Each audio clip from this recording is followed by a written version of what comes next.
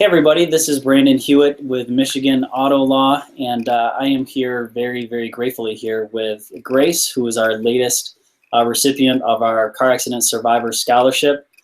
She is this awesome woman from California who was in a terrible accident back in 2009, I believe, but has really used a really bad experience to change the lives of a lot of other people, not just hers. And so we're really happy just to spend a couple of minutes with her and introduce you to her story and hopefully give other people some motivation to get through the hard times that they're going through. So, Grace, thank you so much for joining us.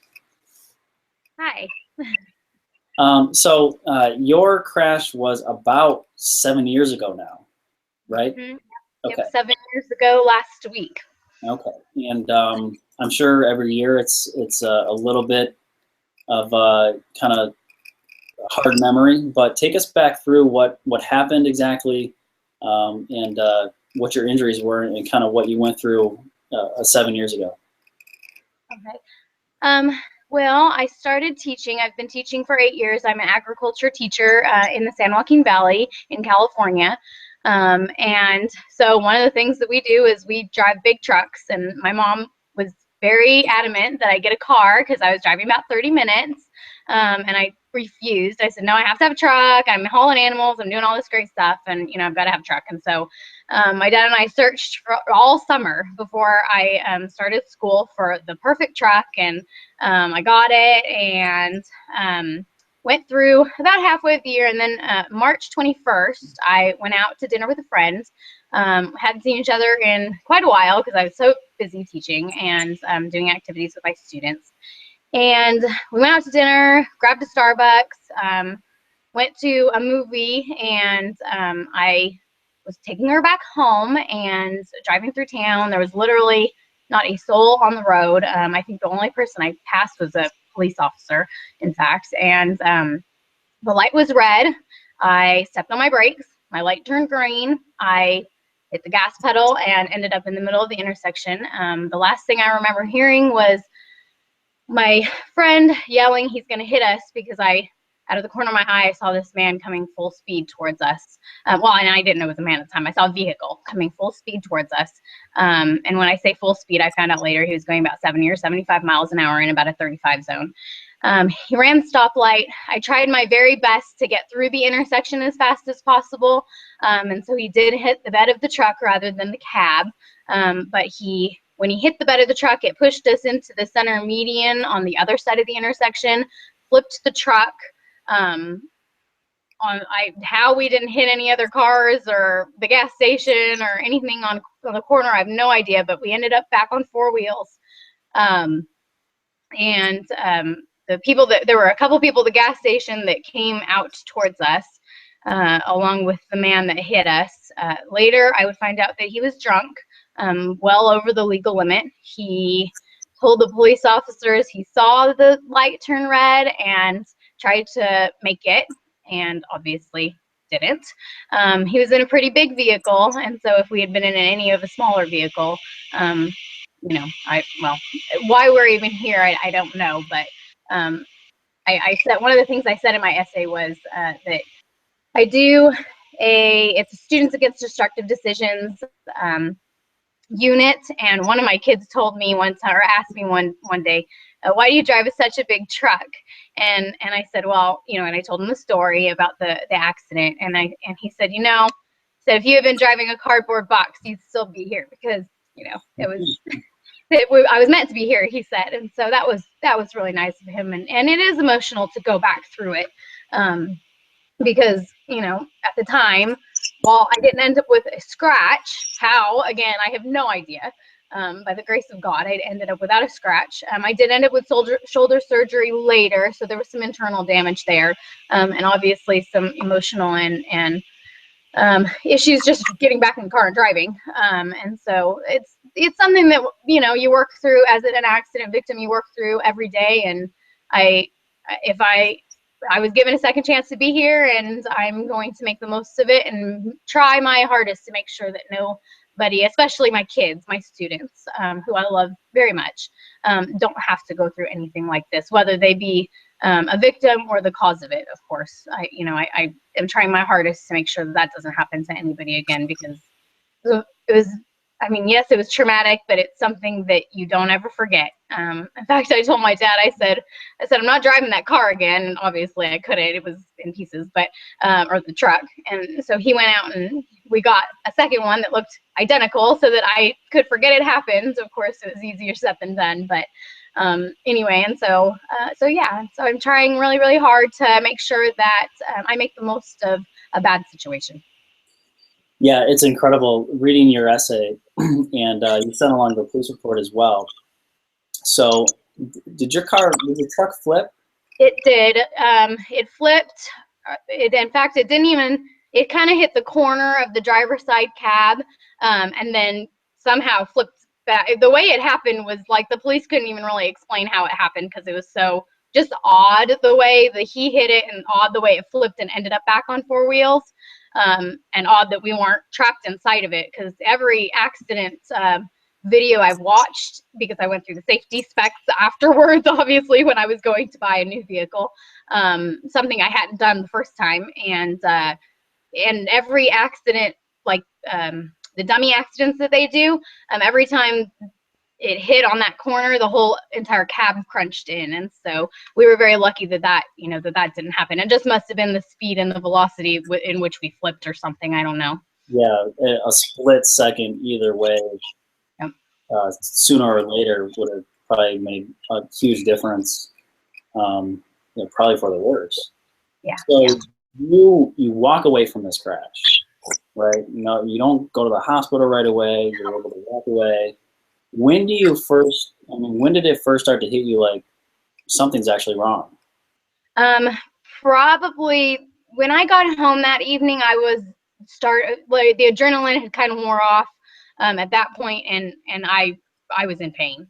And so at the time I was still living with my parents, and we lived across the street from a fire station, and the firemen are like my second family. And so at 1 o'clock or 2 o'clock in the morning, whatever time it ended up being that we got home, my mom took me across the street, and we knocked on the door. And so my kind of second dad was there at the time, and he answered and kind of checked me out. And even though the paramedics had been there that night, again, with the adrenaline, you just don't realize what hurts and what, isn't working properly. And so, and I've suffered from arthritis about half my life. And so I understand what chronic pain is. And this was different. This was there's something wrong, and I'm going to have to go to the doctor, on Monday, because this was a Saturday night. And so I was able to get through the weekend with just kind of some over-the-counter painkillers, and then made it to the doctor, and went through MRIs, and they did an MRI of my head, because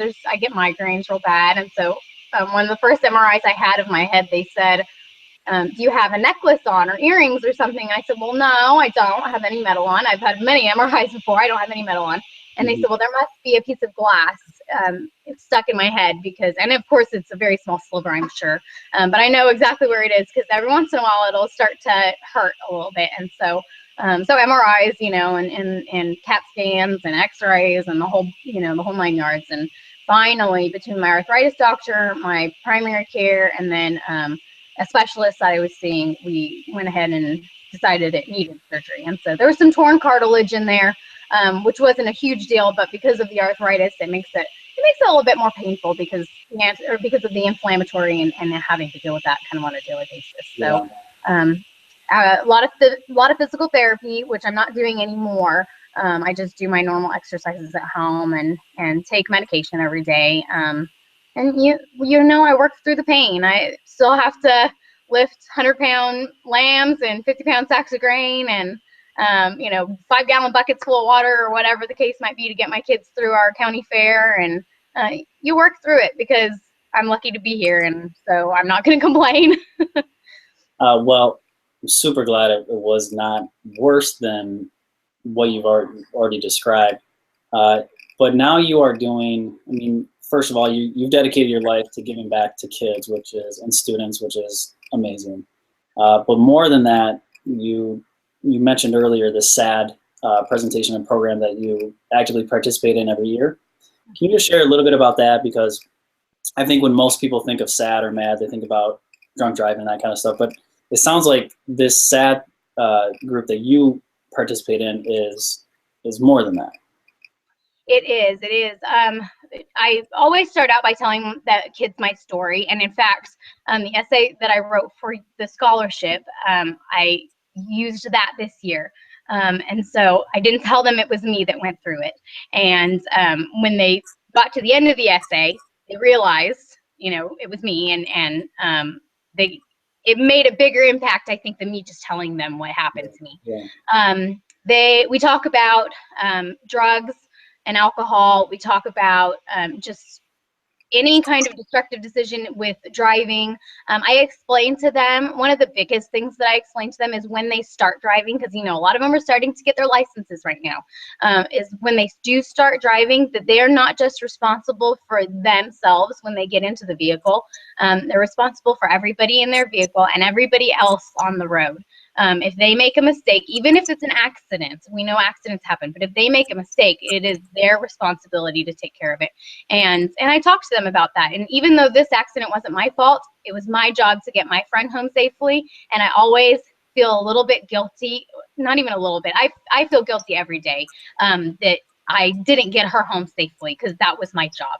And even though it wasn't my fault, it was still my responsibility. And so that's something that we talk about. We talk about wearing our seatbelts. We talk about talking to a responsible adult that they can go to, whether it be a teacher or a counselor or their parent, an aunt, an uncle, an older sibling even, somebody that they can go talk to about these things, somebody they feel comfortable with, because they deal with it more now, I think, than like my parents dealt with it, or even more than I dealt with it, with the peer pressure of kids saying, well, here, have a beer or whatever. And I'm not naive to the fact that high school kids and college kids that are underage don't go to parties and, do things that they shouldn't be doing. And I don't advocate for that. I tell them, it is wrong and you shouldn't do it. But if you end up in this situation, then you need to make sure that you make the responsible decision. And one, never get into a vehicle impaired. And two, never get into a vehicle with an impaired driver, because that alone, and they may not be responsible, but that can end their life or somebody else's, and trying to make sure that those people, if you see an impaired driver, then make sure that they get home safely and they're not in the front seat driving. So we talk about things like that. I send home a contract with them to sign with a responsible parent, talking about all of those things, and not just a parent, but an adult. They have to bring it back they don't have to bring it back. They bring it back for extra credit.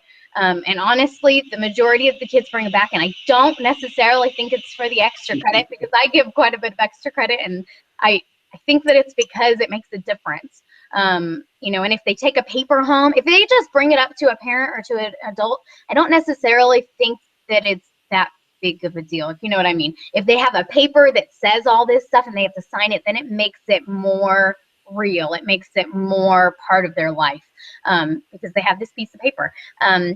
The piece of paper also talks about how if they were in a situation like that, to call that responsible adult and they'll drop everything and go get them.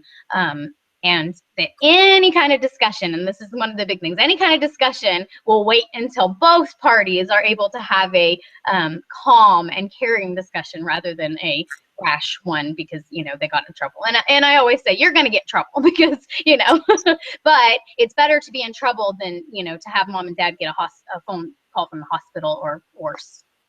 Yeah, and I'm sure that it means a lot more. I think it carries a lot more weight coming from not just their teacher, but from somebody that survived something that you're probably lucky to survive. And you've been through it and you know directly the consequences that come from it. So it's not just somebody up there preaching to them and, telling them, don't do this, don't do that. You've actually been through it. And I think that really carries a lot more weight. So I'm sure that they appreciate that. Okay, so you applied for a scholarship. You're a teacher, but you're not done getting your education. So you're going for your master's. So tell us about that, where you're going, and kind of what that plan is. I got my bachelor's of science degree in agriculture education teacher preparation in 2008 from California State University, Fresno. And I really, really wanted to go back to school right away. In fact, my plan was to go over to Cal Poly during the summertime because there's a program that in 2009 during that summertime, there's a program where we can get our master's just over the summer, and we don't have to do it during class or do it during the year when we're trying to focus on our kids and all of the extra activities that we do as ag teachers. And unfortunately, I didn't get to do that because of the surgery and the medical and the money that that was being kind of shelled out there for various things, getting a new vehicle kind of thing. And so I had to kind of put it on hold.